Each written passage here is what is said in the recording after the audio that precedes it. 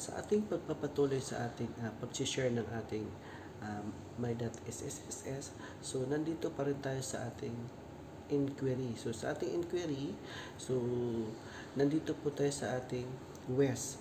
So dahil nga medyo wala po laman yung ating west, so ang nakalagay po is invalid session. So meron nakalagay dyan, Flexifan, Fesofan. So ito po yung pamamaraan kung paano po tayo makapag-view ng ating sinasabing west. So ano nga ba ang west? So ang west is part po siya ng SSS na kasama sa ating mga naguhulog na mayroong salary bracket na para po tayo ay makakonsider as west.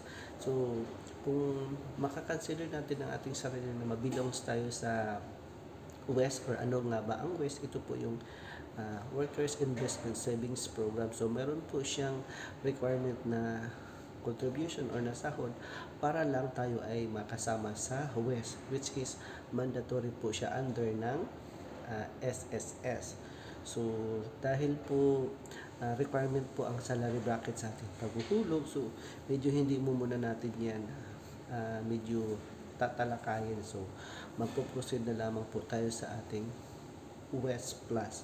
So kung hindi naman, sige, ipapaliwanag natin ang requirement po ng ating sinasabing West.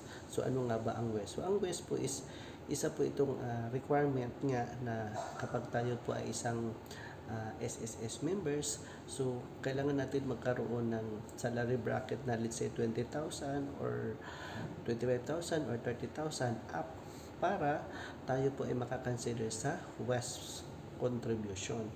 So meron pong ilang percentage na allocated na meron tayong contribution, at the same time meron din pong counterpart ang ating employers. So base sa requirement at mandated ng ating mga SSS members, so kung hindi po tayo nakaabot ng 20 na sahod, correct me if I'm wrong, disclaimer lamang po na kapag hindi po tayo nakaabot ng 20,000 na sahod, so hindi po tayo pwedeng makapag-abay ng sinasabing West. Unlike po sa West Plus, na ang sa West Plus po is kahit anong status mo sa SSS members, basta willing ka pong maghulog ng or mag-apply ka ng West Plus.